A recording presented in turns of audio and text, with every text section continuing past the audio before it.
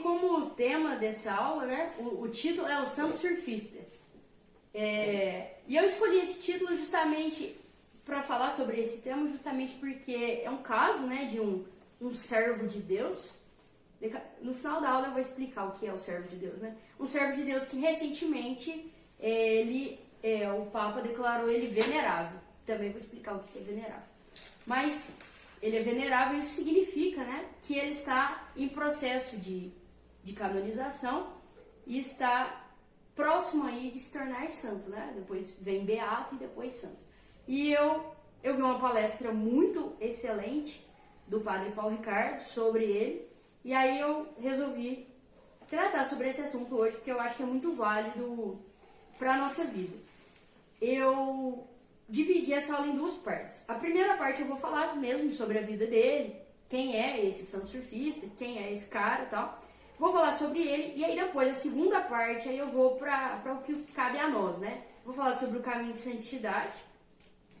Eu vou me basear, quando eu for na primeira parte, a primeira parte, que é o resumo da vida dele, eu vou me basear nesse livro aqui que chama O Anjo Surfista.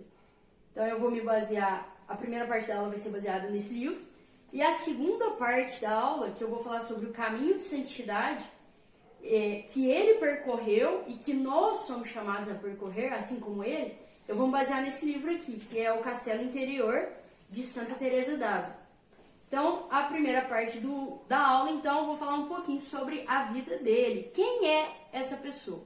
Então, a aula é sobre esse rapaz aqui. O nome dele é Guido Schaeffer. O Guido, ele é brasileiro, nascido no Rio de Janeiro. Ele é bem atual. Ele nasceu em 22 de maio de 1974. 22 de maio, ele nasceu no dia de Santa Rita. A mãe dele ainda é viva, a dona Nazaré. Inclusive, eu assisti semana passada um podcast, uma entrevista com ela muito, muito bacana. Ela contando, né, sobre ele, contando como está o processo de canonização dele, muito legal. Então, sobre o Guido, né? O que nós vamos falar sobre o Guido? Desde pequeno, ele aprendeu a surfar, né? Ele é carioca, né? E ele gostava tanto do mar que ele dizia que quando ele crescesse ele queria ser salva-vidas. Então ele pequenininho falava, quando eu crescer eu quero ser salva-vidas. Ele via os salva-vidas, né, o pessoal lá na praia, e ele queria trabalhar com isso. Ele teve uma juventude, infelizmente, muito parecida com o que a grande maioria dos jovens tem hoje, né? Eu vejo pelos meus alunos, que é uma vida completamente mundana, cheio de festa, muita menina, bebida. Ele chegou a experimentar droga. Então, foi uma juventude marcada de pecados mortais, pecados gravíssimos mesmo, né? Ele era de uma família rica, e aí ele levou também, ele tinha um irmão mais novo, o Maurício, ele levou o Maurício para esse caminho. Então os dois eram aquela vida de playboy, assim, né? Então eles iam nessas festas caras, os dois eram muito bonitos, então a mulherada ficava no pé dos dois. Então eles tinham essa vida muito mundana, tiveram uma juventude muito mundana. E a mãe, Dona Nazaré, que ainda é viva, ia rezando o terço. Todos os dias ela rezava. Ela falava que os meninos saíam de madrugada para as noitadas, e ela, enquanto eles estavam fora, ela ficava rezando o terço, rezando. Enquanto os dois não chegavam em casa, ela não parava, ficava rezando o terço por eles. E Deus ouviu as orações dessa mulher, né? Não foram em vão as orações dela. Quando o Guido tinha 17 anos, ele começou a frequentar um grupo de jovens que era da Renovação Carismática Católica. Era o mesmo grupo. Ele tinha um grupo de tarde para as senhoras e um grupo de noite para molecada. A mãe, Dona Nazaré, frequentava de tarde o grupo das senhoras e ele frequentava à noite esse grupo. E aí, a partir daí, ele iniciou o processo de conversão dele, a partir dos 17 anos. Fez o ensino médio, e quando ele terminou o ensino médio, ele tinha uma avó que era muito doente, e ele vendo a avó doente, a avó tinha câncer, ele decidiu que ele... Lembra que na infância ele queria salvar vidas? Ele continuou querendo salvar vidas, mas de um jeito diferente. E aí ele falou, vendo a avó doente, ele falou, quero salvar vidas, eu quero ser médico. E aí ele passou, ele era bom aluno, ele era muito inteligente, ele passou direto do terceiro, ele já passou para a medicina. E era um excelente aluno. Os professores falam que ele era um excelente aluno. Tá, ele já tinha essa vida, né? Ele, durante toda a faculdade, ele frequentava esse grupo, né? Da Renovação Carismática. Ele tinha um padre que era muito amigo dele, o padre Jorjão, vivo ainda esse padre. E o padre convida ele para fundar um grupo de jovens. Fala, Guido, vamos fundar nós dois um grupo de jovens? E aí o Guido estava no último ano da faculdade. Ele fala, não, padre, né? Muito corrido, tô no último ano fazendo residência e tal. Mas aí ele, fazendo uma oração, ele escuta no coração dele Deus falando, vai, faça o que você tem que fazer, que o padre pediu, e da tua medicina cuido eu. E ele resolve então, ouvindo isso, ele resolve fundar esse grupo de oração junto com o padre Jorjão, e é um sucesso esse grupo de oração. Lotava, era sábado à noite, lotava o grupo. E inclusive dos membros que ajudava, ele pregava, ele era pregador. Um dos membros desse grupo era uma menina que se tornou namorada dele e depois se tornou a noiva dele. Então a noiva dele também fazia parte desse grupo. Então, ele era, durante todo esse tempo, né, ele continuou surfando era uma coisa que ele fazia desde criança, ele sempre gostou muito. Então ele tinha uns amigos do surf e ele foi convidando esses meninos para ir para esse grupo de oração. Então ele chegava para um, convidava, chamava outro, e o pessoal foi aos poucos, ele foi levando toda aquela turma do surf, ele foi levando para esse grupo de oração. E ele conseguiu, de fato, levar toda a turma que surfava com ele, frequentava esse grupo de oração junto com ele. No começo o pessoal zoava ele, né, porque ele saía do mar e falava, não, agora eu tenho que ir para a missa, mas depois acabou que ele conseguiu levar todo mundo.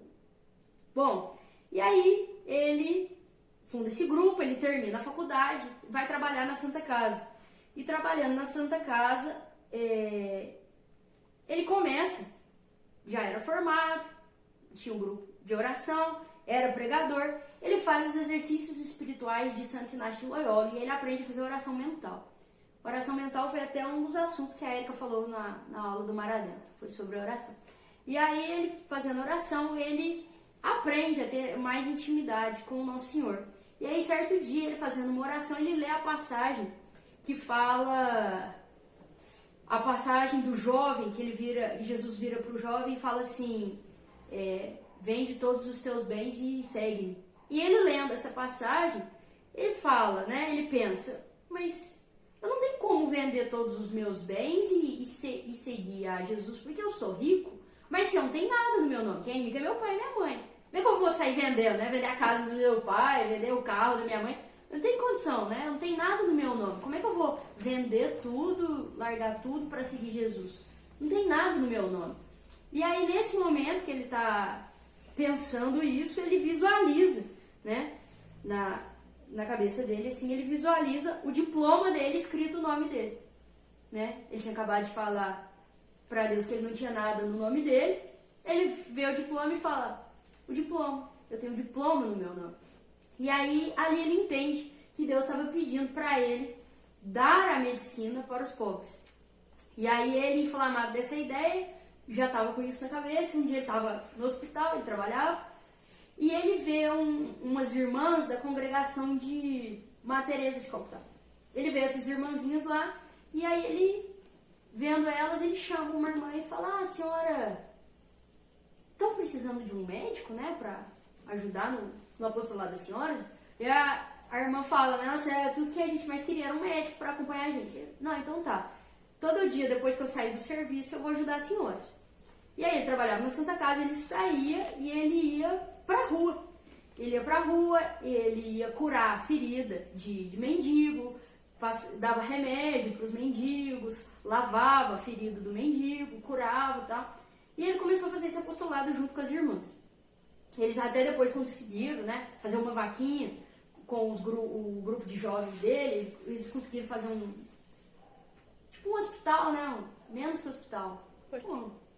Postinho. Um postinho, assim, uma coisa para atender os mendigos.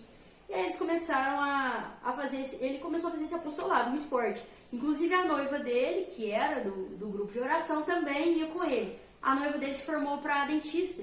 E aí a noiva dele cuidava do dente do pessoal. Então ele fazia esse trabalho de curar as feridas e ela fazia todo, né, com certeza ele devia ter muita cara e tal, muito dente podre, arrancava e tal. Ela fazia todo esse trabalho. Inclusive, depois ela chegou até a montar uma clínica dentária popular para melhor atender esses mendigos e tal. E aí é isso, né? Ele tá lá, então ele já tinha se convertido, ele tinha um grupo de oração, né?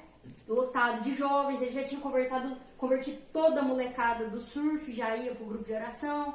Ele tinha essa namorada que também era do grupo, que fazia esse apostolado com ele. O cara tava já muito bem estabelecido, muito bem estabilizado e tal. No ano de 2000, ele marca o casamento dele. Tava noivo, então ele marca pro dia 12 de outubro de 2000. Já tava o casamento marcado e tal. Até que ele viaja com os pais para Fátima, Portugal, e lá ele começa a sentir um incômodo muito grande, muito grande, que Deus queria mais dele.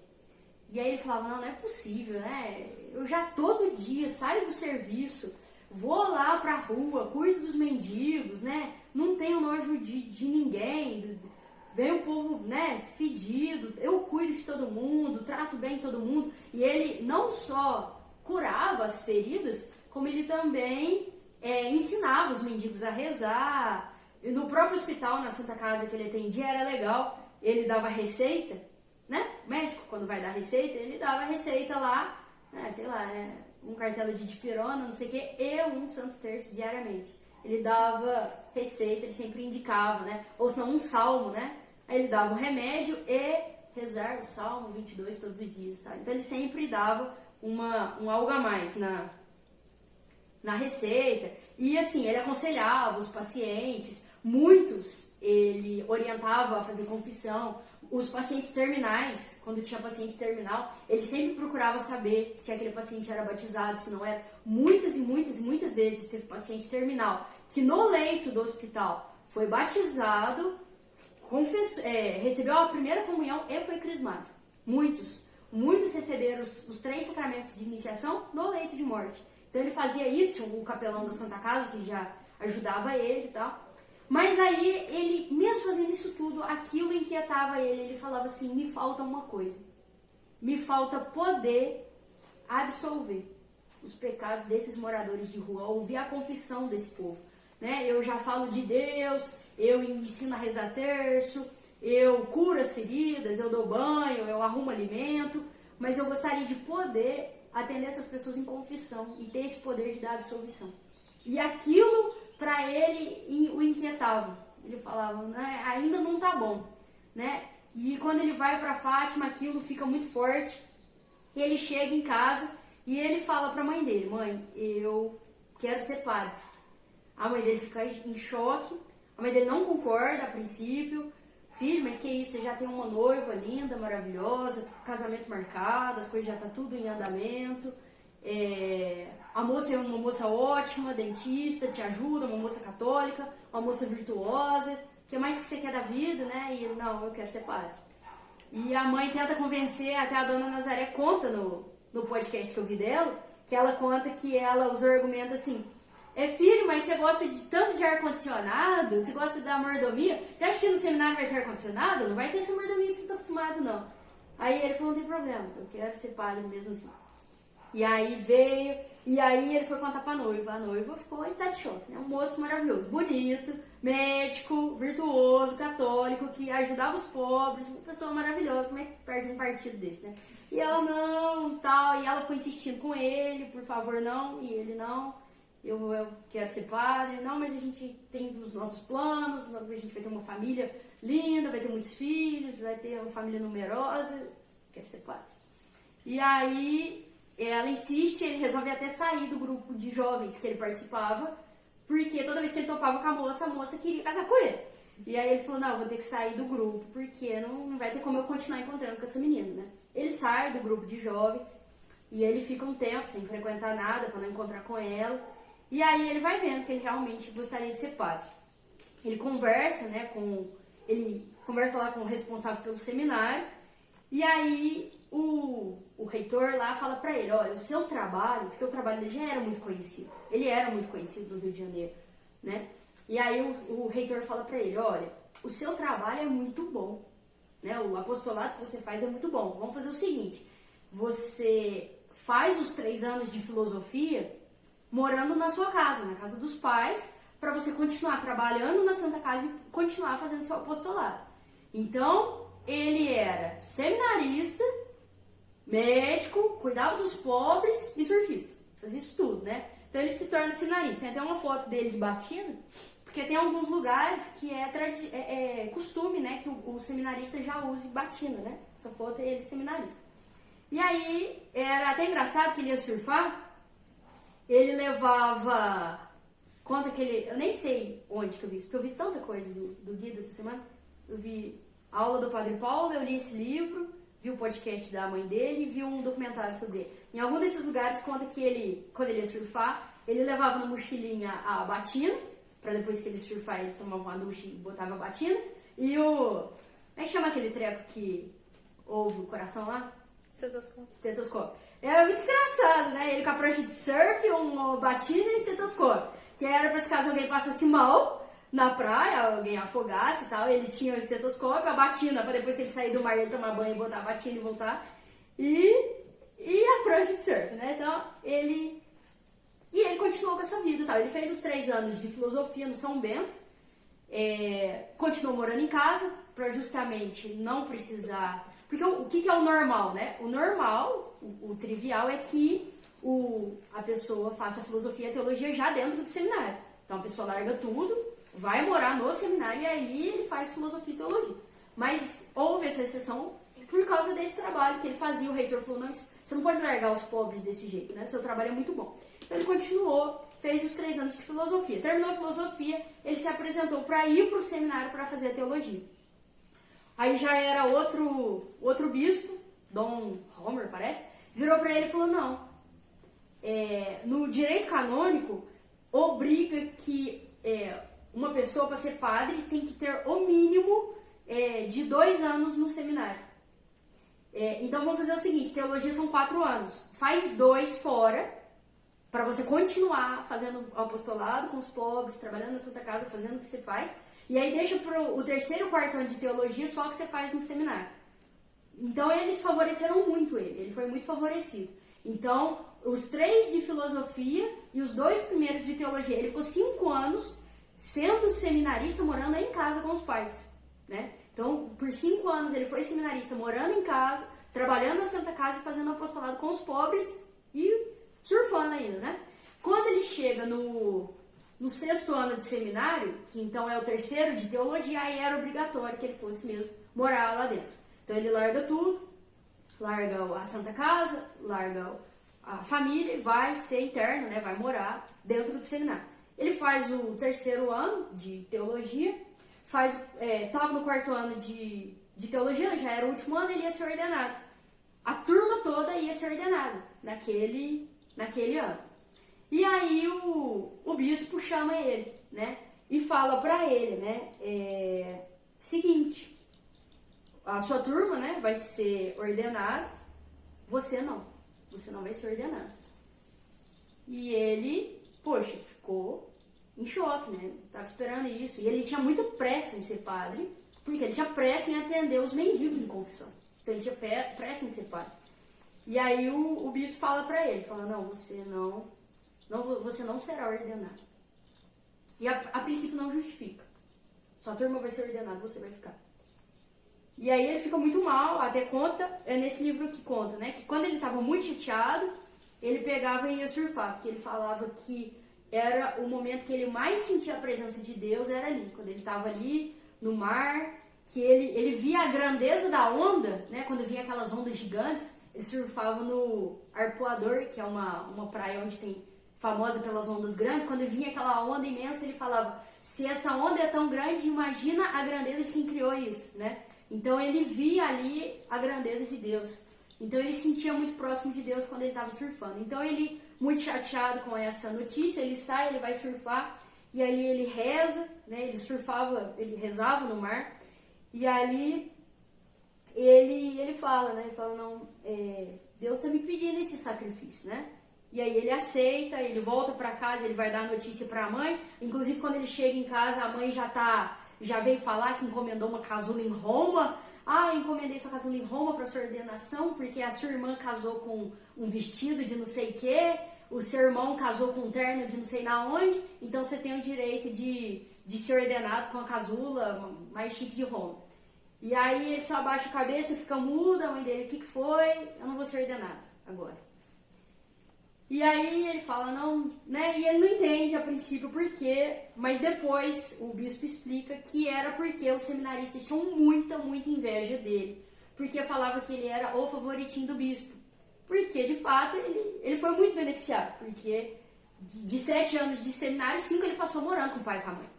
Então, por conta desse favoritismo, criou-se uma rixa, né? Uma indignação dos próprios colegas de falar, pô, esse cara aqui vai ser ordenado junto com a gente, ficou 5 anos com papai e mamãe e tal. E aí o bispo, ele resolve, né, meio que provar que não, ele não era o favorito, né? Eu vou provar pra vocês que ele não é meu favorito. Resolve meio que deixar ele de castigo 1 ano. Então, todo mundo foi ordenado em 2009, ele seria ordenado só em 2010. Que era o... Né? Então, ele ficou 1 ano atrasado por causa disso, né? Pro bispo, ele não queria demonstrar esse favoritismo. Mas ele aceitou isso, né? Com muita serenidade, com muita santidade. E beleza. Ele tá lá, 2009. Ele ainda estava no último ano de seminário, maio de 2009. E no dia 1º de maio de 2009, é dia de São José Operário, né? Dia 1º de maio, era feriado. E aí, de manhãzinha, os seminaristas foram para a capela, rezar laudes, e aí o reitor vira e fala assim, ó, hoje é dia de São José, hoje é feriado. O seminário que ele estudava era o seminário de São José. E aí, como o nosso seminário é o seminário de São José, a gente vai dar uma folga para vocês podem ir para casa e vocês podem voltar só segunda-feira. Pode ir para casa hoje e pode voltar só segunda. Isso na sexta, cedinho, depois que rezaram o laudes. E aí, conta no livro que o pessoal saiu correndo, né? Ah, bora pra casa e tal. Saíram todo mundo correndo pra casa. E ele, o livro conta que ele não tinha pressa, né, de sair. Ele ficou ainda um tempo, foi pra capela, ficou fazendo oração, ficou fazendo meditação, adoração ao Santíssimo, ficou um tempo ali, todo mundo tinha ido embora. Ele ficou ali, depois ele sai e vai pra casa. Quando ele sai pra casa, tinha uma mensagem do melhor amigo dele. Tinha uma mensagem do irmão dele, o Maurício, que também era surfista. O Maurício fala pra ele, né? O Dudu era o melhor amigo deles, surfista, vai se casar amanhã e ele quer fazer uma despedida de solteiro no mar. Então ele chamou todo mundo, todos os amigos do surf, pra fazer a última surfada de solteiro. E aí ele quer que você vá, né? O Maurício fala pro irmão, pro Guido. E aí o Guido fala, tá, eu vou. E aí até a mãe tava esperando pro almoço, ele fala, mãe, não me espera pro almoço, porque eu vou pra despedida de solteiro do Dudu, que é o nosso melhor amigo e tal. A mãe dele, fica aqui pra almoçar com a gente. Ele falou, não, eu vou, porque ele é meu melhor amigo e ele tá contando com a minha presença, eu tenho que aproveitar, porque ele tava interno no seminário, não tinha mais tanto contato com os amigos, tem que aproveitar que hoje eu posso ficar fora do seminário pra ir lá com ele. E ele vai, ele já não tinha nem mais prancha de surf, porque depois que ele entrou pro seminário, que ele foi morar lá, ele deu a prancha dele, ele falou, não, agora eu quero dar um tempo de surfar e tal. E aí o Dudu, que é esse que ia casar, fala, não, eu vou te emprestar a minha prancha. E tem uma coisa interessante, que tinha uma frase no quarto do Guido, que era a frase bíblica preferida dele, que é estreita é a porta e apertado o caminho que levará ao reino dos céus. Muitos tentarão, mas poucos conseguirão. E aí tinha essa frase, que ele sempre lia, toda vez que ele saía de casa, ele lia aquela frase, saía de casa. E aí nesse dia ele lê a frase de novo, sai de casa. Ele não tinha prancha, o Dudu falou, eu te empresto uma que eu tenho a mais, passa na casa dele, pega a prancha e no verso da prancha, uma frase, estreita a porta e apertado o caminho que levará ao reino dos céus. Muitos tentarão, mas poucos conseguirão. Era justamente a frase bíblica preferida dele. Eles, antes de entrar no mar, o Guido chama para fazer uma oração. Vamos fazer uma oração pelo nosso amigo Eduardo, que vai se casar amanhã. Vamos rezar pelo casamento dele, para que seja um santo casamento, para que dê, né, filhos santos. E aí ele reza, ele puxa uma oração. Até tinha um amigo, tinha um menino junto, que nunca tinha... ele era de fora, era de uma outra cidade que também tem surf, não sei se era de Santos. que vai pro Rio pro casamento do Dudu. Era primo dele. E aí ele vai e ele acha muito engraçado, né? Rezar, esses caras aqui rezando antes de surfar, que é isso e tal. Mas ele reza, e aí é até engraçado que antes, quando eles estão indo pra praia, esse primo comenta, né? Ô, vocês sabem onde que tem mulher bonita aqui, não sei o quê? E aí o Dudu fala, o cara aqui vai ser padre, né? Fala, vai ser padre? Tem que surfar com a gente, vai ser padre? Não, ele vai ser padre. Tá. Aí beleza, então eles vão pro mar, depois de fazer uma oração, eles rezam e entram no mar. E aí acontece que veio uma onda muito grande, o Guido já estava acostumado com onda grande, mas ele escorrega. Até a Nazaré, a mãe dele, fala que ninguém sabe exatamente o que aconteceu, porque estava todo mundo no mar, ninguém estava ali do ladinho dele, mas ele escorrega, a prancha bate na nuca dele, no que bate na nuca ele desmaia na água e acaba se afogando. Quando os amigos veem, ele já tá boiando, o pessoal pega ele, leva correndo, vem o salva-vidas e tal, mas não dá tempo, ele morre.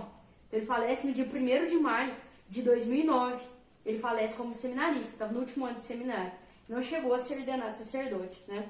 Ele morre. Faltava 21 dias para ele completar 35 anos. Ele tinha 34 anos quando ele morreu.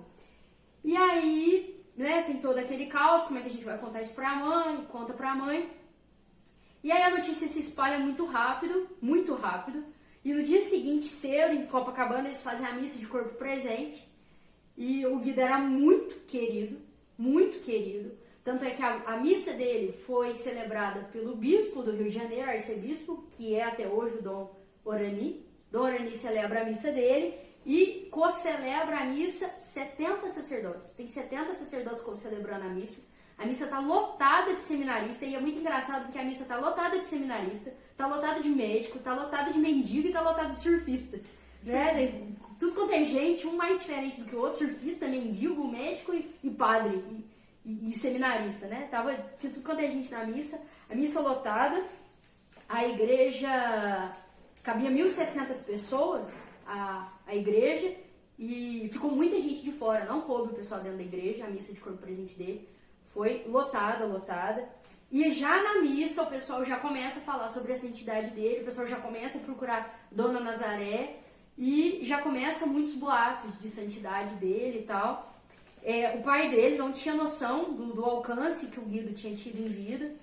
E o pessoal começa a falar. E começa muitos relatos, ainda na missa de corpo presente, de curas que aconteceram. Porque o Guido, ele trabalhava na Santa Casa, ele pegava o pessoal e levava para a capela. A Santa Casa tinha uma capela, ele levava para a capela os doentes, que tinham condição de andar, para rezar lá na frente do Santíssimo.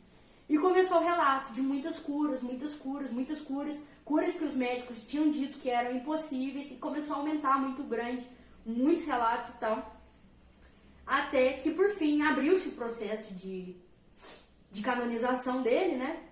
E aí vou explicar um pouquinho, bem rapidamente, como que funciona isso, né? Então quando é aceito o bispo local, ele aceita aquele processo. Então, a pessoa passa a se chamar servo de Deus. Então, o Guido era o servo de Deus. Até pouco tempo atrás, servo de Deus, Guido Schaffer. E aí, esse processo, depois que ele é aceito pela diocese, ele vai para Roma. E aí, quando o Papa, ele começa a fazer um longo trabalho, viu, gente? É um longo trabalho, tem toda uma perícia. As pessoas, né, que envolveram, os amigos, faz vê a vida inteira do cara. Foi entrevistado tudo quanto é pessoa, professor de escola, professor de seminários, padre, seminarista colega, o pai, a mãe, os irmãos, muitas vezes. Até eu tenho um outro livro que conta de uma outra santa, a Santa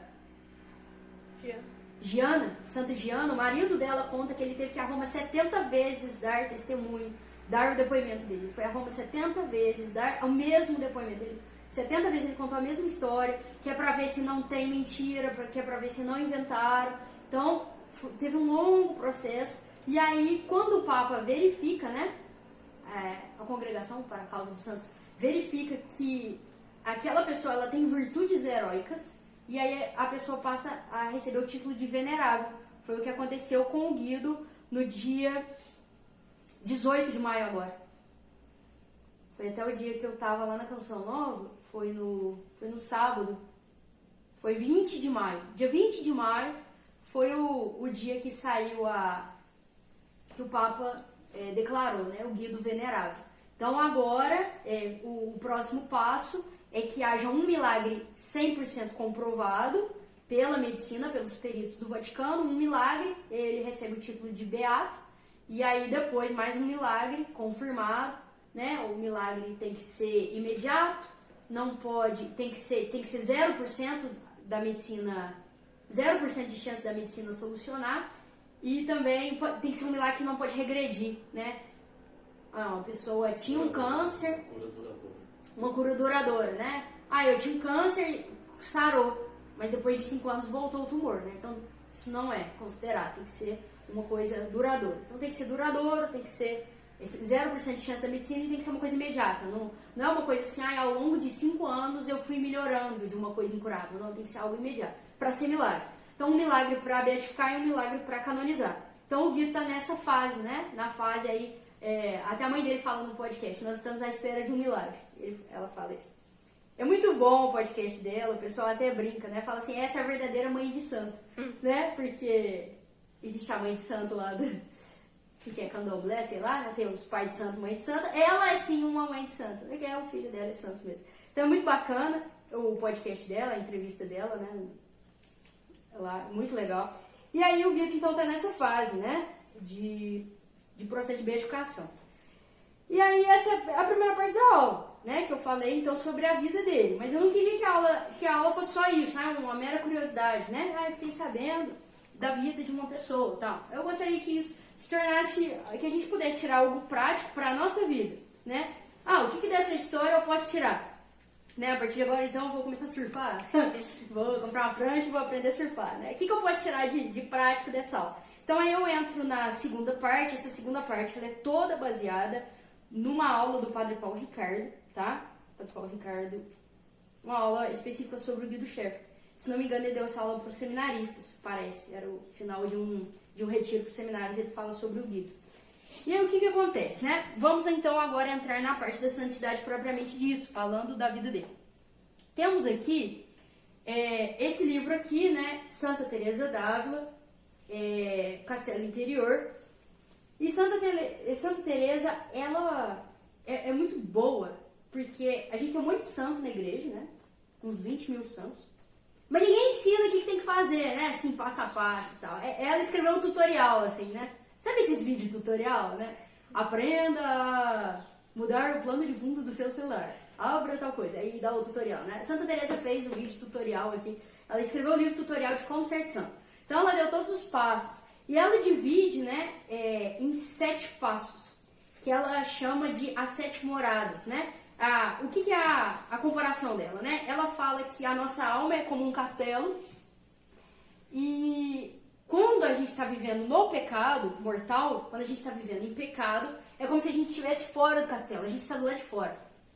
A gente está do lado de fora, a gente está por fora da nossa alma, a gente não está vivendo dentro.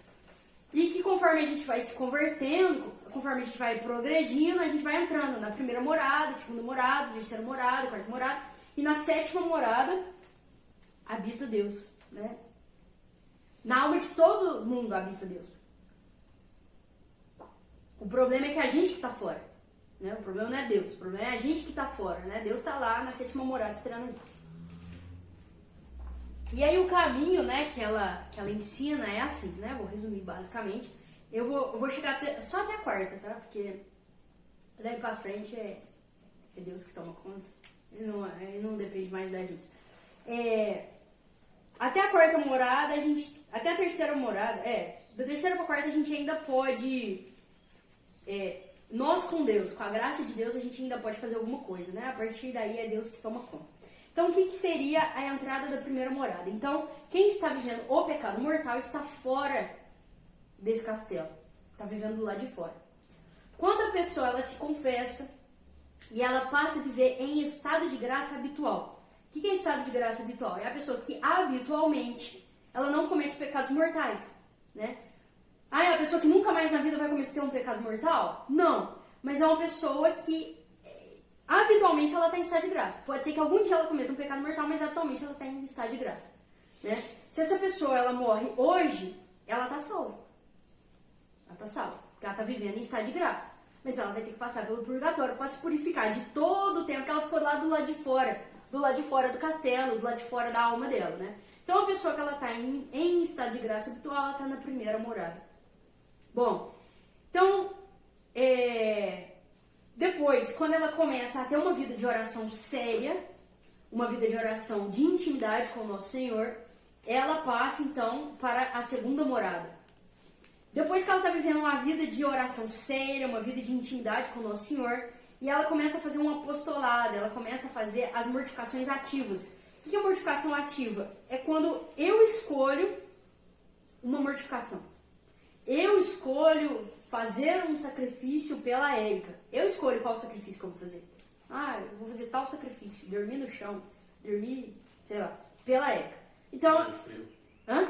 Banho frio. Banho frio. É uma mortificação ativa. E aí a pessoa começa a fazer isso habitualmente, né?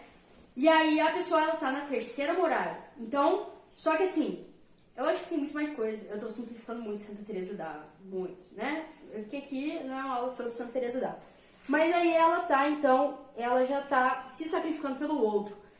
Santa Teresa d'Ávila fala, né, que a terceira morada é aquela pessoa que ela tá disposta a se deixar ser devorado pelo outro. Isso é muito forte. Deixar ser devorado pelo outro. É a pessoa que ela se deixa se consumir, como uma vela, né? Que se consome para iluminar o outro. A vela, você vê que ela vai se desgastando. O que ela tá fazendo? Ela tá iluminando a outra pessoa. Ela tá aquecendo a outra pessoa que tá perto ali da vela, né? Então ela se desgasta pelo outro. Isso é a terceira morada. E aí, a partir de então, né, quando a pessoa ela chega nesse nível, Deus vira e fala assim: meu anjo, agora é comigo.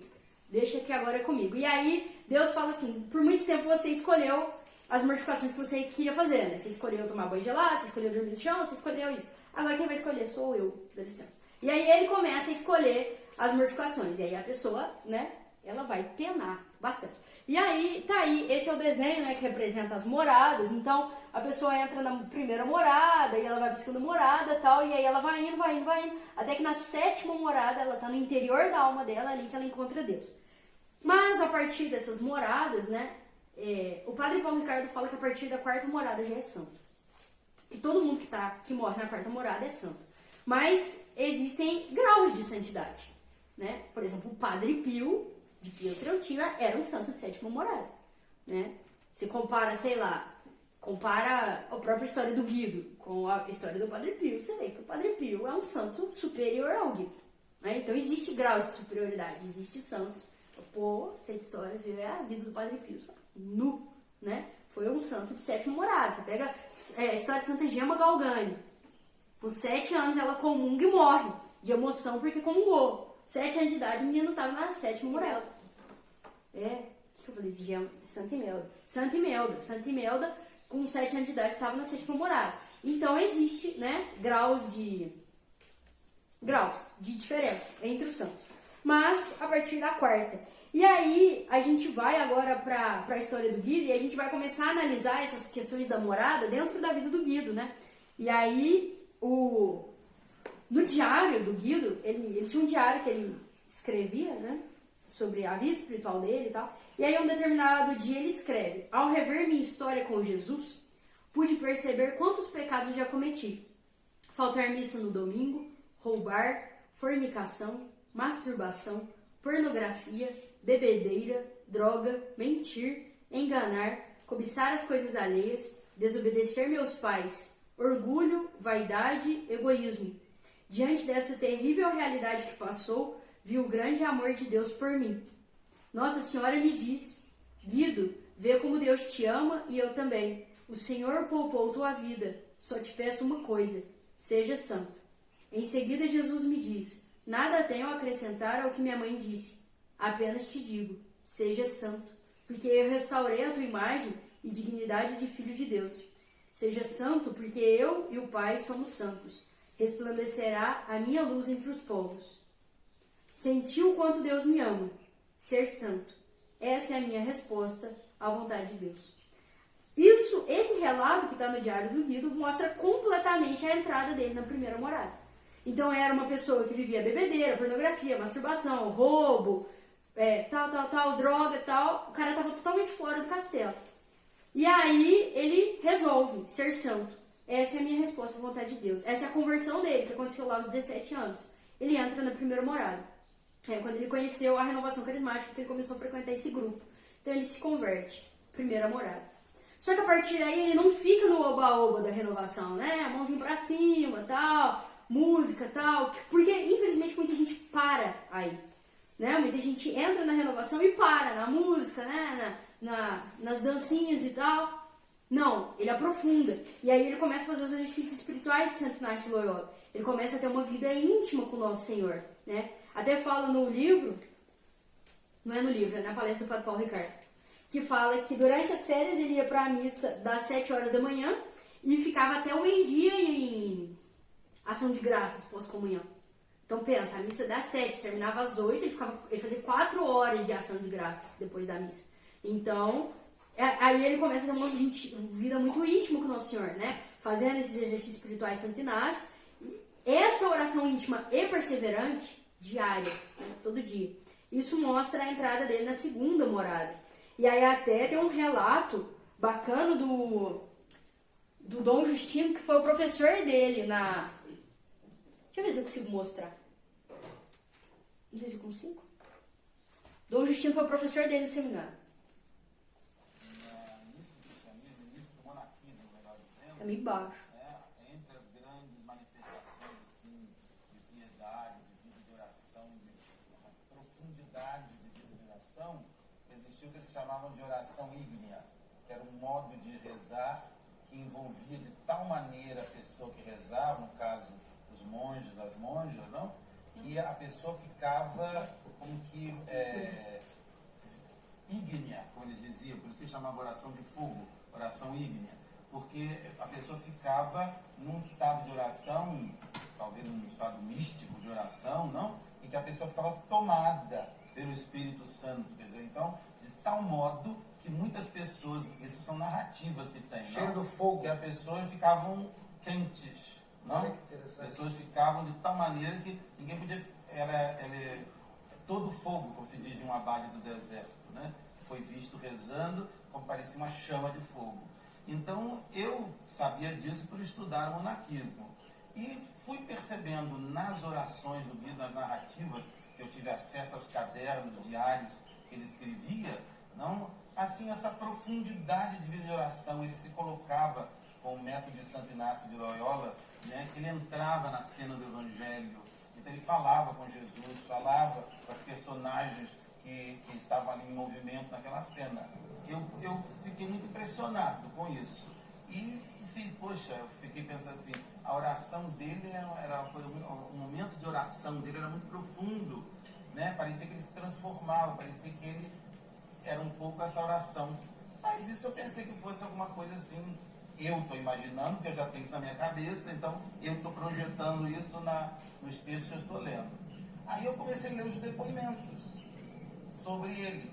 Então, uma freira na Catedral do Rio, num dia que a procissão estava entrando, né? Ela chegou em casa, né? A freira pensou com ela assim, nossa, o doutor Guido, eu chamava o doutor Guido, porque ele era médico, né?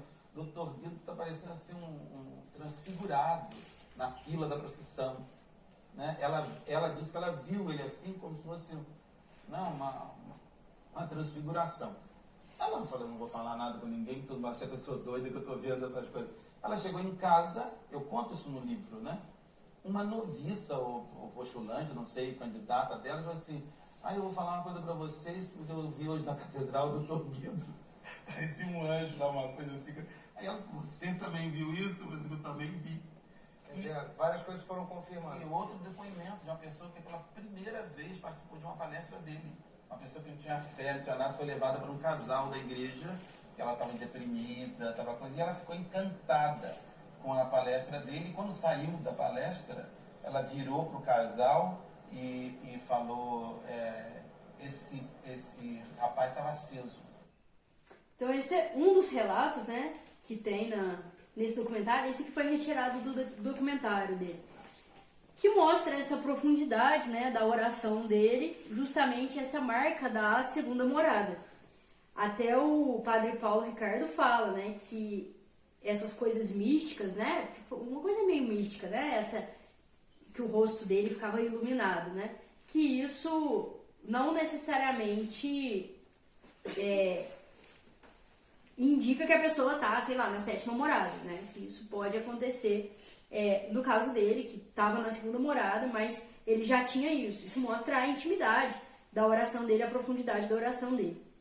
E aí tá, ele foi crescendo em intimidade, crescendo em profundidade com o Nosso Senhor, até que vem aquele relato que eu falei, que ele vê o diploma dele, que ele reza, né?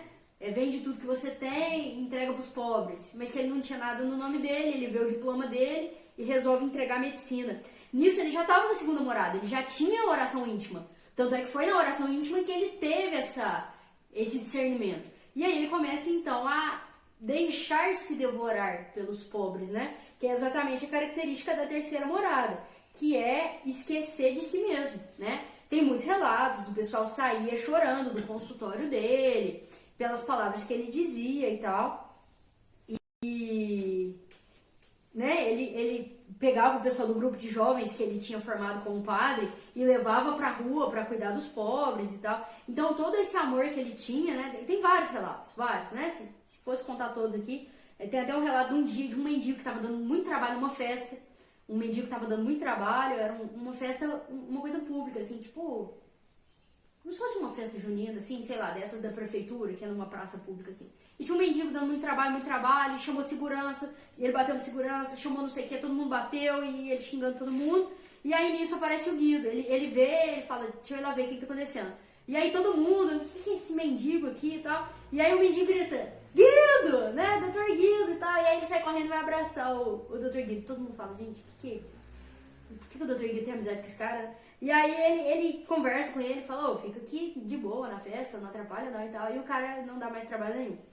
E ele tinha muita amizade, tanto é que realmente na missa dele lotou de mendigo, né? Lotou. Os mendigos gostavam muito dele. Quando ficaram sabendo, um foi contando pro outro, e na missa de corpo presente eles estavam, né? Os moradores de rua. Isso indica a terceira morada, né? Esse serviço intenso pelo próximo, esse esquecer-se de si mesmo para gastar o meu tempo, a minha vida, os meus conhecimentos pelos outros. E aí depois, quando ele se decide a ser padre, né, que até então ele fazia as mortificações ativas, né? Eu vou gastar o meu tempo pelos pobres, eu vou abrir mão do meu descanso para ficar com os pobres. Ele escolhia as mortificações que ele fazia, né? Até que quando chega, dá esse problema no seminário, que o padre vira para ele e fala, né, o reitor, você não será ordenado. A partir daí é Deus falando, agora deixa que quem vai escolher as mortificações que você vai fazer sou eu, né? Então Deus começa ali a falar, deixa que eu escolha agora as suas penitências, né? Então esse não, né, que ele levou e assim foi muito sereno em aceitar, apesar de tudo, aceitou com muita serenidade. O padre Paulo Ricardo fala que isso marca, né?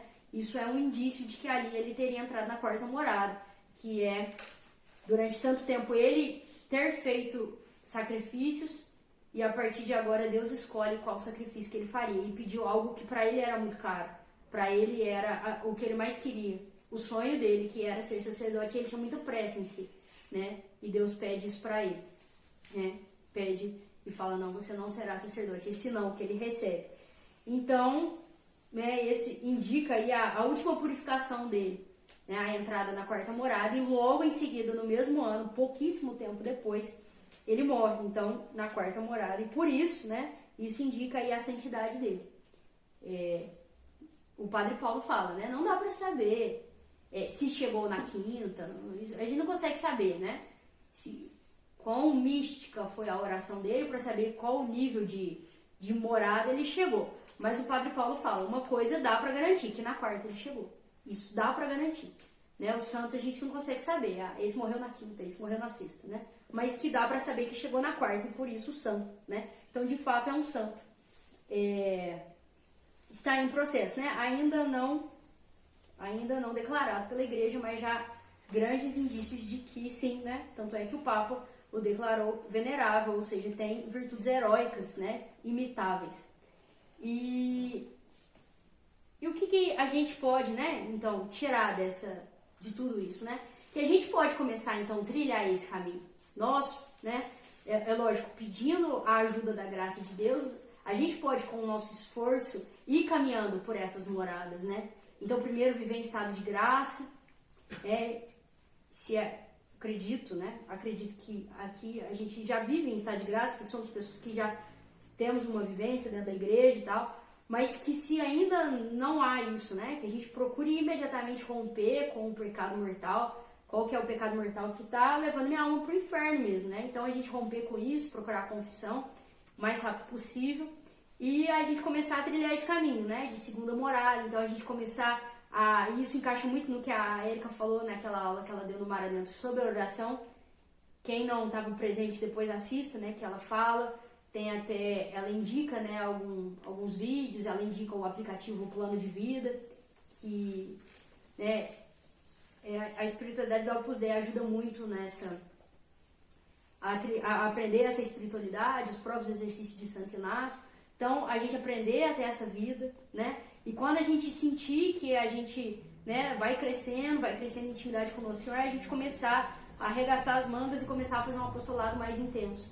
O Padre Paulo fala que é um erro a gente querer ficar se aventurando em grandes apostolados se a gente nem reza. Então, primeiro, a gente precisa, né, estabelecer uma oração perseverante todos os dias, né? Então, se eu tô tendo dificuldade de rezar, às vezes eu rezo, segunda eu rezo, mas terceira eu não rezei, quarta eu não rezei, mas quinta eu rezei. Então, primeira coisa é a gente estabelecer essa permanência, essa perseverança, Fidelidade. Hã? Fidelidade. Essa fidelidade, pode ser. E aí, essa continuidade, todo dia. Então, segunda eu vou fazer, terça eu vou fazer, quarta eu vou fazer, quinta eu vou fazer. A gente tentar ao máximo não falhar nessas orações de intimidade, né? E a oração íntima, a Érica explica o que é, né? Que não é só rezar as orações prontas, né?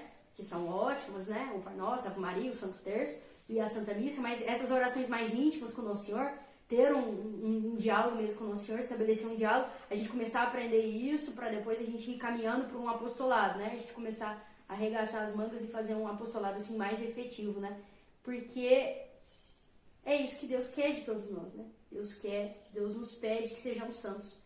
A santidade não é só para quem é padre, só para quem é freira, só para quem é monge. A santidade é para todos nós. O Concílio Vaticano II já na Lumen Gentium, ele fala, né, sobre a vocação universal à santidade, que nós todos somos chamados à santidade. E nós temos aí Santa Teresa que ensina o passo a passo. Então vamos trilhar o passo a passo dela, né? Para que a gente precisa descobrir a roda, né? Se ela já foi descoberta, né? Então a gente não precisa descobrir, né? Como é que faz para ser santo? Já tem os santos que ensinaram a gente. Então vamos ser perseverantes, confissão, Santa Missa, procurar uma oração íntima para depois a gente, né, começar a viver um apostolado mais intenso.